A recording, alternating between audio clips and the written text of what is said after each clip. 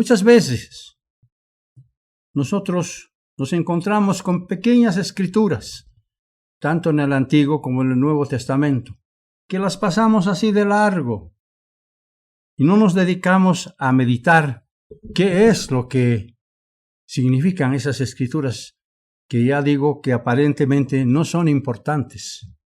Esta tarde vamos a ver una de ellas, que veremos que es tan importante que de ahí sacamos mucho fruto y mucha enseñanza, precisamente para todos nosotros, porque los mensajes que se dan son para el alimento espiritual de cada uno de los miembros de la iglesia y de las personas que están siguiendo, aprendiendo todas estas cosas para bien de ellas, porque Dios quiere llevar muchos hijos a la gloria y nosotros debemos hacer nuestra parte de ayudarles, de animarlas para que sigan este camino de vida. Alguien dijo una vez que una sexta parte de los versículos de la Biblia están relacionados con el tema del dar. No sabemos si exactamente es una sexta parte, pero lo que sí sabemos es que las Escrituras tienen mucho que decirnos sobre el importante tema del dar. Por algo el apóstol Pablo escribió algo que nosotros deberíamos tal vez subrayar en nuestras Biblias. Hechos capítulo 20, versículo 35. Hechos capítulo 20.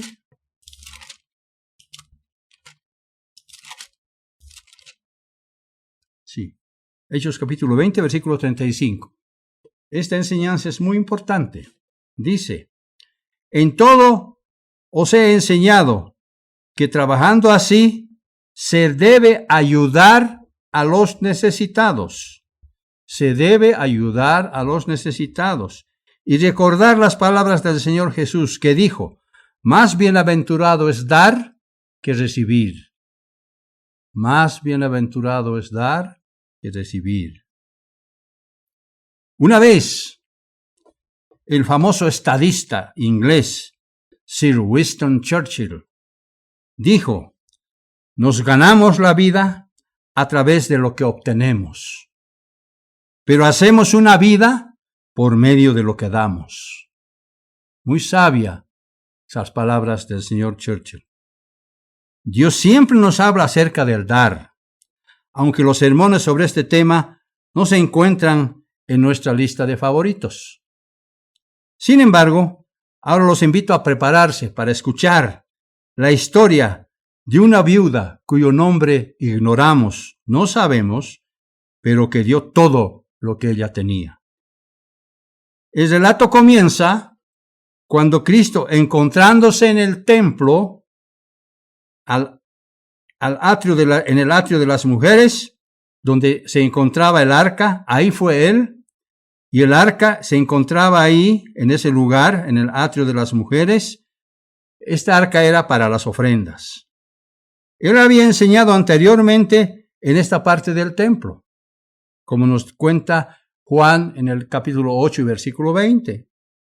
El escritor judío Alfred Edersheim nos relata de qué se trata el arca de la ofrenda que se encontraba en aquel lugar del templo. El arca se encontraba cerca de uno de los muros en la zona del atrio y consistía en 13 recipientes que eran conocidos como urnas. Estas urnas eran hermosas y estaban bien ornamentadas. Sobre la tapa de cada una de ellas se podía apreciar un cuerno en forma de trompeta, el cual estaba hecho de cobre. Cada receptáculo estaba marcado con una letra del alfabeto hebreo, y el dinero que era vertido en cada una de ellas era utilizado para la obra del templo. En ocasiones especiales, como en los días de fiesta, muchos venían para hacer contribuciones voluntarias. Entonces Jesús se sentó solo delante del arca de la ofrenda. Aparentemente estuvo meditando con la mirada hacia abajo y de pronto levantó sus ojos. Lucas, capítulo 21.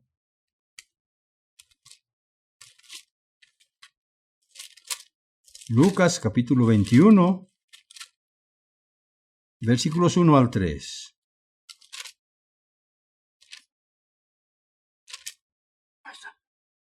Lucas, capítulo 21, versículos 1 al 3. Levantando los ojos, vio a los ricos que echaban sus ofrendas en el arca de las ofrendas.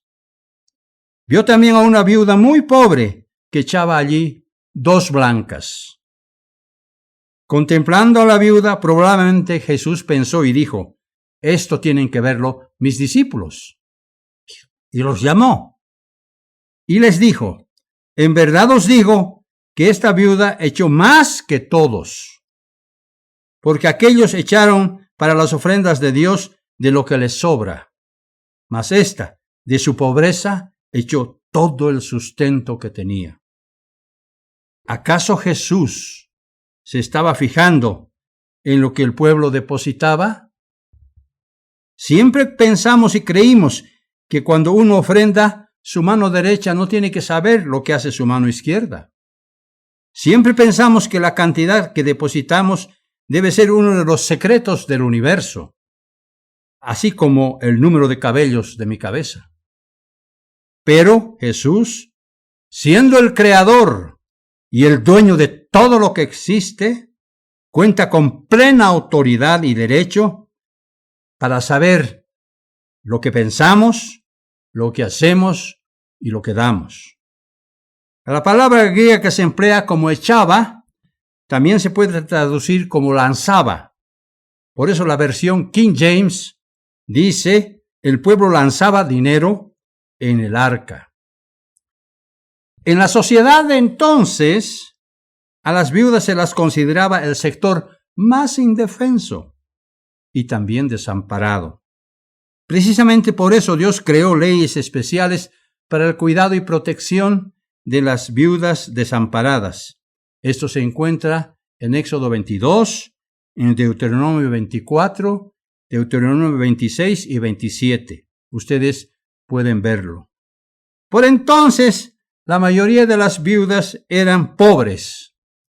El hecho de que Marcos y Lucas describieron como pobre a la viuda del relato puede ser un indicio de que ella se encontraba entre las más pobres de las viudas que habían en Israel entonces. Y mientras Jesús contemplaba esa conmovedora escena, Marcos nos complementa la historia con algo más. Marcos capítulo 12.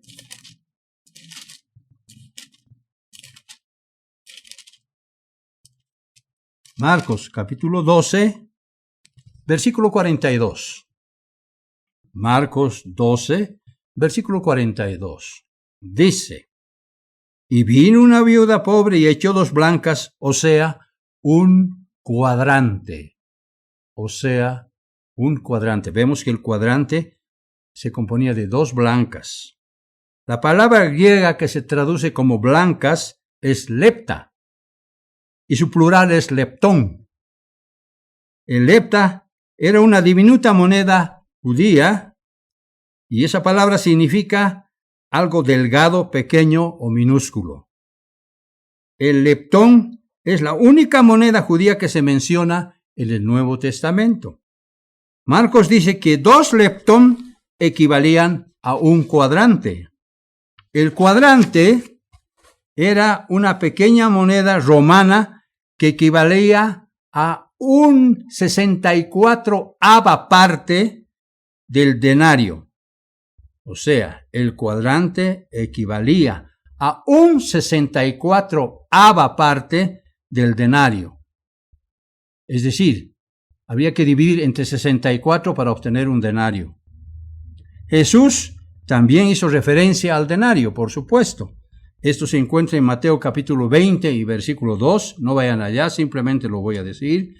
Y habiendo convenido con los obreros en un denario al día, los envió a su viña. Es decir, que el denario era el jornal o el salario de un día de trabajo de un obrero. Eso era.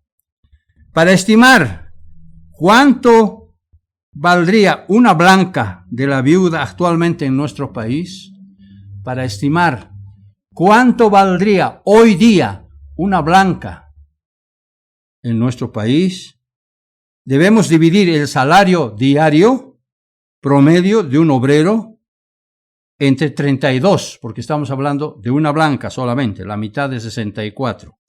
Si suponemos que un obrero normal gana 200 bolivianos al día, si dividimos esta cantidad entre 32, obtendríamos 6.25 bolivianos al día.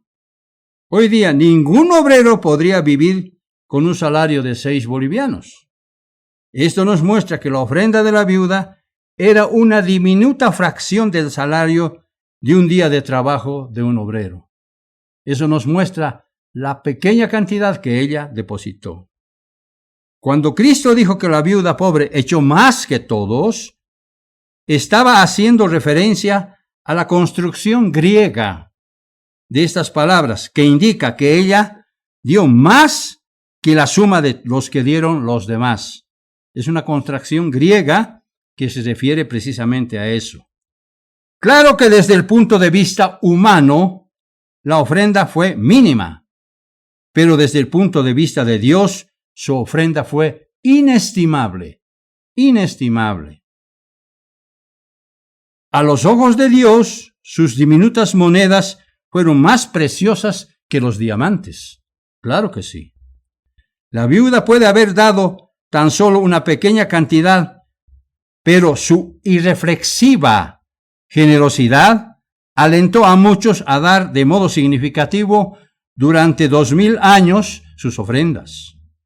Alguien estimó que si las 2 blancas de la viuda se hubiesen depositado en el Banco Nacional de Jerusalén para ganar el 4% de interés semestral, ese fondo hoy alcanzaría a la suma de 4.800 trillones. 4.800 trillones, es decir, 48 seguido de 20 ceros. Por supuesto, no es nuestra intención comprobar si estas cifras son exactas. Nosotros las debemos tomar como referenciales, nada más.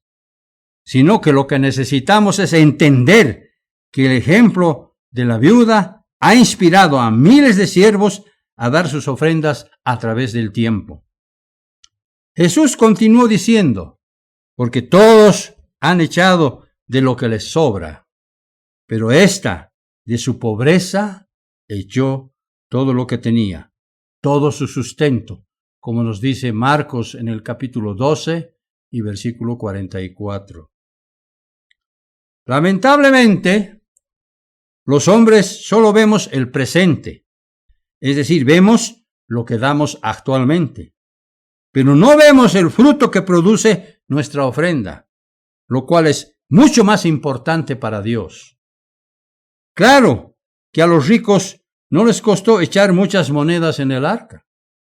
En cambio, a la viuda, su depósito le costó todo. Precisamente, en una ocasión oí decir a una persona, no puedo dar más que la blanca de la viuda.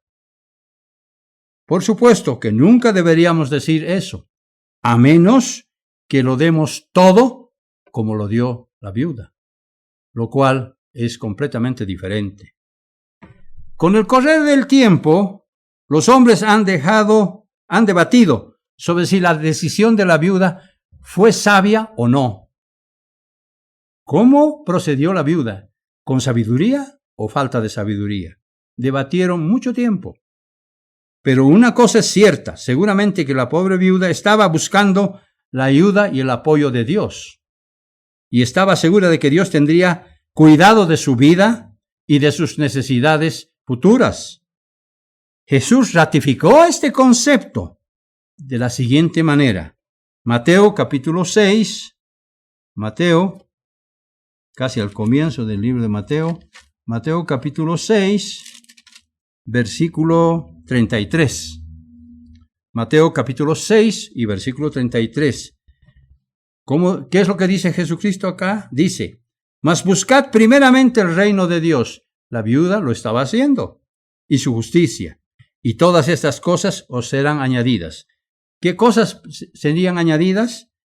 El cuidado de Dios en nuestra vida y en nuestras necesidades, y las bendiciones que produce todo lo que hacemos.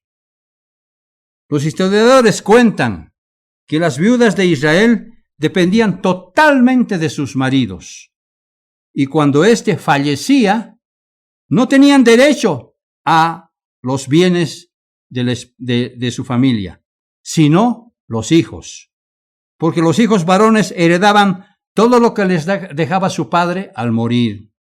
Inclusive ellos quedaban al cuidado de su madre. Pero si no había hijos, el cuñado era el que heredaba todas las pertenencias, todos los bienes que había dejado el difunto. También había que hacerse cargo de la viuda. Esa es la triste suerte de las ancianas de aquel tiempo.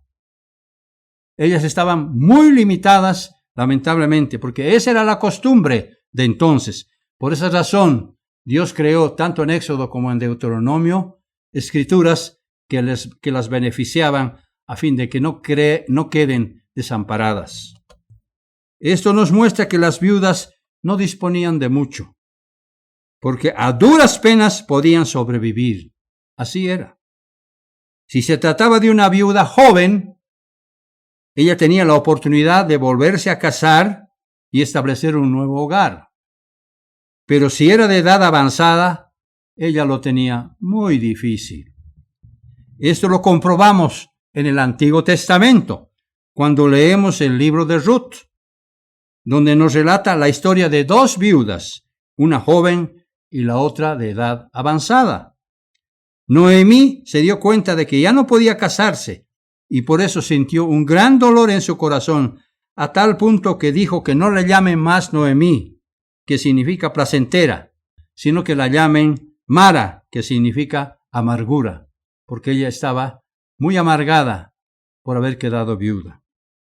Pero Ruth, como era joven, tuvo la ventaja de volverse a casar.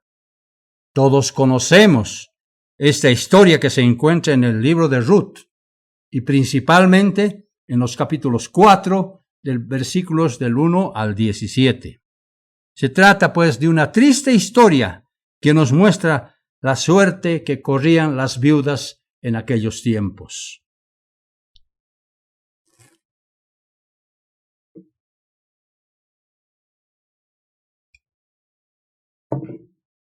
Y cuando Herodes asumió el poder, el templo construido en tiempos del sacerdote Esdras se encontraba muy deteriorado. Entonces Herodes decidió construir uno nuevo. Este era lujoso y más grande que el anterior. Algunos piensan que hasta era magnífico. Ahí mismo se encontraba Jesús en el atrio de las mujeres. Era uno de los lugares más admirados y más sorprendentes, porque estaba adornado con una serie de columnas que le daban cierta vistosidad, y en ese lugar se encontraban las urnas de las ofrendas. Me imagino que todos hemos visto esquemas o dibujos o creaciones donde se aprecia alrededor del templo esta serie de columnas, dándole vistosidad a todo ese lugar. Cuando el dinero era introducido por el lado amplio de las urnas, terminaba cayendo en la caja por el lado más angosto. Acuérdense que en esa época no habían billetes, sino que todo eran monedas. Entonces, cuando uno depositaba su ofrenda por el cuerno en forma de trompeta, se escuchaba el sonido amplificado de las monedas. Cristo había dicho que algunos hacían alarde de lo que daban para ser admirados por los demás, porque tal vez muchos del pueblo pensaban que los hombres ricos eran más fieles debido a sus mayores aportes. Posiblemente los que crearon los recipientes lo hicieron a propósito para que sonaran las monedas al ser lanzadas. Y por supuesto que no había nada malo en ello, claro. Todo dependía de la intención con que se depositaba. Por eso cuando alguien ofrendaba generosamente, llamaba la atención de todas las personas que estaban presentes debido al sonido prolongado que emitían los cuernos al ser depositadas las ofrendas. Quizás por esa razón Jesús dijo en Mateo capítulo 6, estamos ahí, Mateo capítulo 6, versículos 2 al 4, lo siguiente. Él dijo: cuando pues des limosna, no hagas sonar trompeta delante de ti, como hacen los hipócritas en las sinagogas y en las calles, para ser alabados por los hombres. De cierto os digo que ya tienen su recompensa. Mas cuando des limosna, no sepa tu izquierda lo que hace tu derecha, para que sea tu limosna en secreto, y tu Padre que ve en lo secreto te recompensará en público. Aquí vemos que Dios sabe exactamente lo que nosotros hacemos cuando ofrendamos. Jesús estaba sentado cerca de las trompetas después de los agotadores debates que había tenido poco antes con los enviados del Sanedrín y de los saduceos. Fue un debate muy duro que tuvo Jesús. En realidad, por esa razón, Jesús estaba cansado y solo alcanzaba a ver a las personas que depositaban sus ofrendas.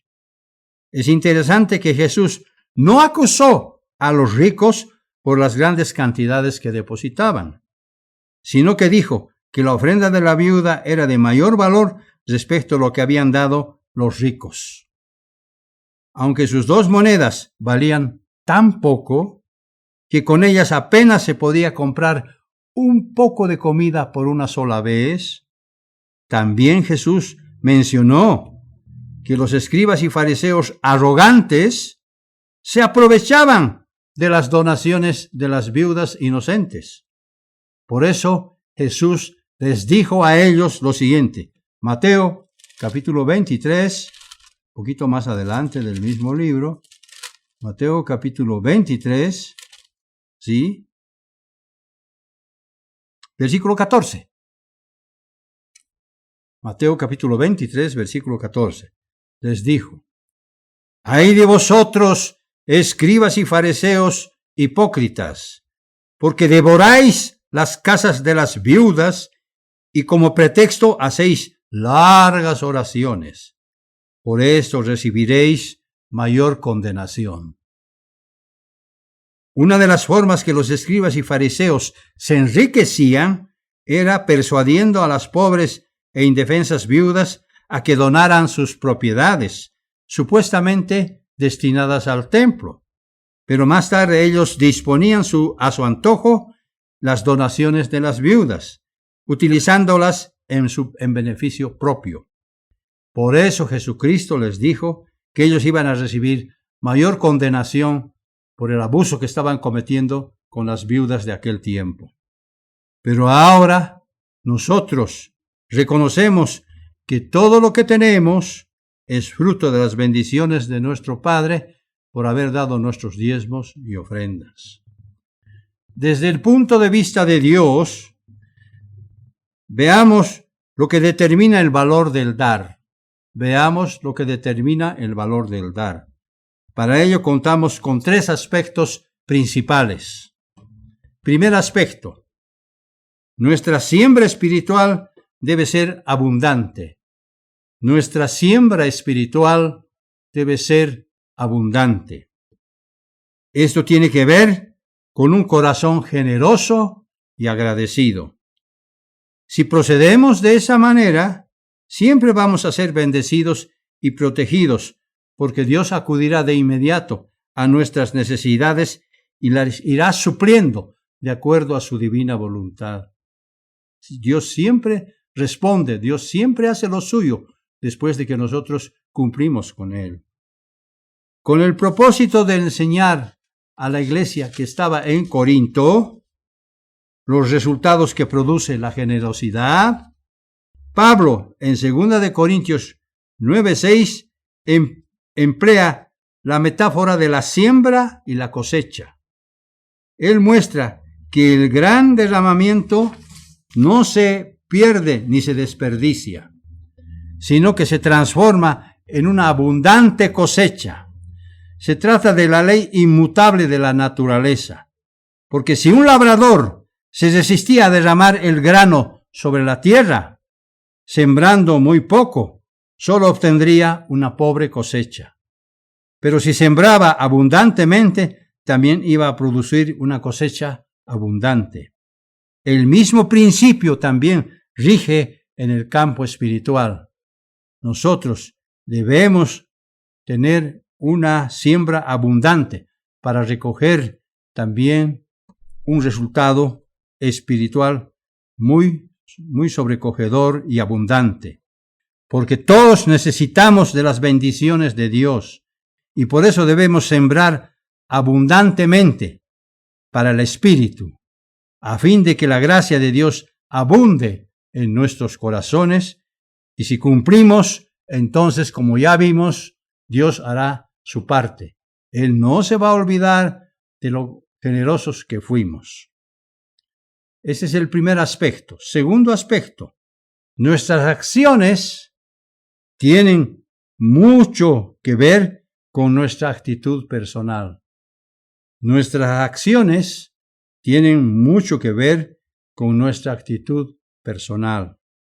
Es decir, que debemos ofrendar voluntariamente, no por obligación.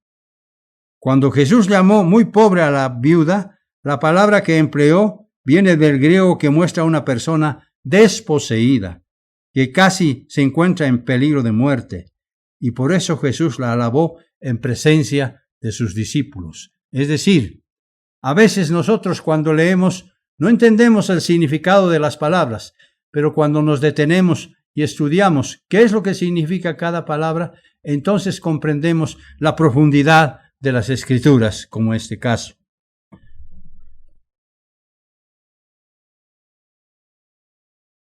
Tenemos un ejemplo en la Biblia de esto. Se encuentra en la parábola del fariseo y el publicano, que ya Pablo nos habló en su sermoncillo. El fariseo se alababa a sí mismo ante Dios como si fuera un hombre justo. Lucas capítulo 18, pasemos por un momento allá. Lucas capítulo 18, ¿sí? Versículos 11 al 14. El fariseo, puesto en pie, oraba consigo mismo de esta manera: Dios, te doy gracias porque no soy como los otros hombres, ladrones, injustos, adúlteros, ni aun como este publicano que está aquí a mi lado. Ayuno 2 veces a la semana, doy diezmos de todo lo que gano. Mas el publicano, estando lejos, no quería ni aun alzar los ojos al cielo, sino que se golpeaba el pecho diciendo: Dios, sé propicio a mí, pecador. Los fariseos se tragaban el camello. Así era. Versículo 14. Os digo que éste descendió a su casa justificado antes que el otro, porque cualquiera que se enaltece será humillado, y el que se humilla será enaltecido. ¿Cuál debe ser entonces nuestra actitud y nuestras acciones que tienen que ver con nuestro comportamiento personal? Debe ser la de aplicar estos principios de humildad, porque Dios ama a las personas humildes. En realidad, el fariseo no estaba orando, no, sino se estaba justificando a sí mismo ante Dios, dando testimonio de lo bueno supuestamente que era. En cambio, la actitud del publicano fue más justa porque mostraba humildad, y por eso Jesús también lo alabó. De ahí que la actitud del publicano es un buen ejemplo para nosotros que debemos imitar en la iglesia. Porque toda persona que se cree superior a los demás, que dice ayunar continuamente y entrega todo lo que gana, debe entender que sus ofrendas no tendrán ningún valor para Dios debido a su orgullo, soberbia, altivez y engreimiento personal. Según el historiador Flavio Josefo, en tiempos de Jesús había unos 6,000 fariseos en Israel.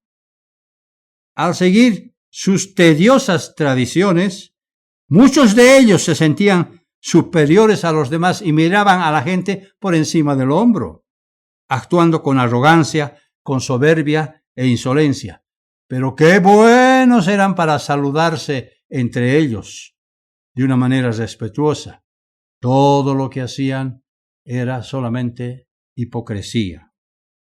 En cambio, Dios valora mucho la buena actitud personal, porque lo que para algunos su ofrenda puede ser una miseria, para Dios es una fortuna. Los ricos pensaban que cuando dejaban caer sus monedas para que todos escuchen su sonido, les iba a producir un gran beneficio. Pero debido a su pretensión y falta de humildad, sus monedas no les iban a servir de mucho, porque entregaban con una actitud forzada y hasta obligada, para que todos vean lo buenos que eran. Tercer aspecto. Siempre debemos actuar en el temor de Dios. Siempre debemos actuar en el temor de Dios.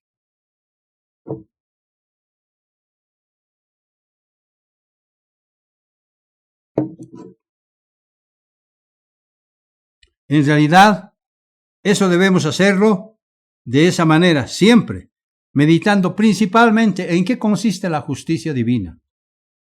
Porque Dios ama a los que actúan rectamente.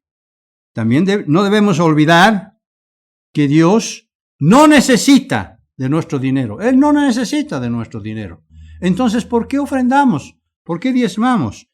Porque Él nos está probando, porque quiere saber qué es lo que hay dentro de nuestro corazón. Ese es el objetivo. Él quiere saber si actuamos con temor reverente hacia nuestro Padre, porque somos responsables de dar buen uso de todos los favores que Dios nos ha dado, porque todo lo que tenemos es producto de sus bendiciones, y por eso nosotros le devolvemos voluntariamente y con generosidad algo. La parábola de las 10 minas de Lucas 19 y la de los talentos de Mateo 25 nos muestran a unos siervos a quienes se les confiaron diferentes bienes y después ellos son llamados a rendir cuentas. Y eso mismo va a ocurrir también con nosotros. Dios nos va a pedir cuentas de todo lo que hacemos, sea bueno o sea malo. La forma en la que ellos utilizaron sus bienes determinará la recompensa que van a recibir ellos y nosotros también. Dios nos va a premiar de acuerdo a lo que hayamos hecho en esta vida, mientras éramos seres físicos. Proverbios, vayamos al libro de Proverbios, capítulo 5, Proverbios capítulo 5, ¿sí? Versículo 21. Dice, porque los caminos del hombre están ante los ojos del Eterno. Porque los caminos del hombre están ante los ojos del Eterno. Es decir, todo lo que hacemos, Él lo sabe. Él lo sabe. Y Él considera todas sus veredas, o sea, todo lo que hacemos, lo que pensamos, lo que caminamos, Dios lo sabe. Proverbios capítulo 15, vayamos unos 10 capítulos más adelante. Proverbios capítulo 15 y versículo 3. Proverbios 15 y versículo 3 dice, los ojos del Eterno están sobre todo lugar, los ojos del Eterno están sobre todo lugar, mirando a los malos y a los buenos. No podemos engañar a Dios. Dios ve nuestra actitud personal. Dios sabe los problemas que tenemos. Dios sabe las condiciones que estamos pasando en este momento. Él conoce, Él sabe todo. Pablo nos muestra la forma que podemos hacernos ricos para Dios. Bueno, uno dirá, bueno, yo soy pobre, no tengo muchos recursos, pero Pablo nos dice, ¿cómo nos podemos hacer ricos para Dios? Aquí está. Segunda de Corintios,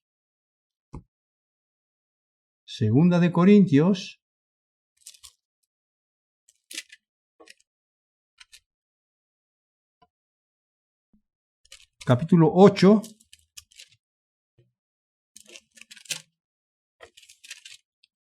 Segunda de Corintios, capítulo 8 y versículo 9.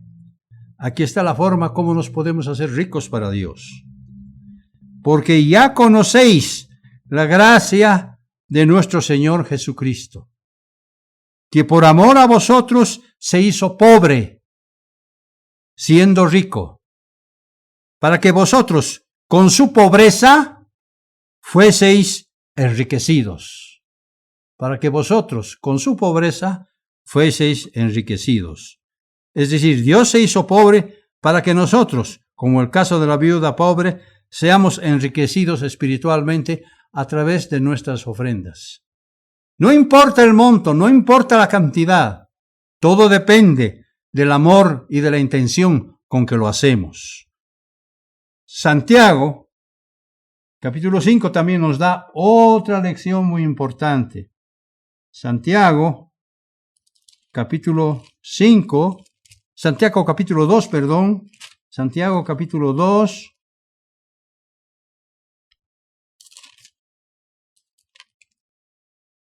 versículos 5 al 6.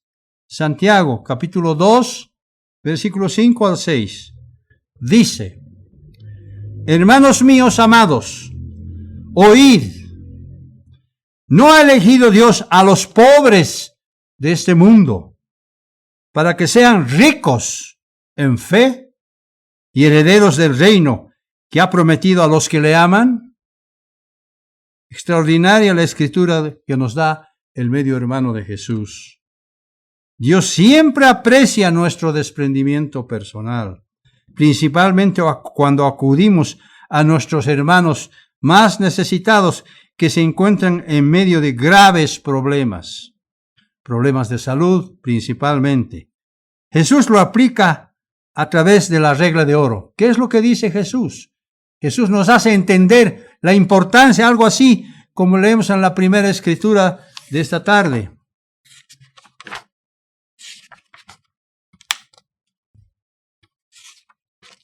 Dijimos en Hechos 20:35, en todo os he enseñado que trabajando así se debe ayudar a los necesitados.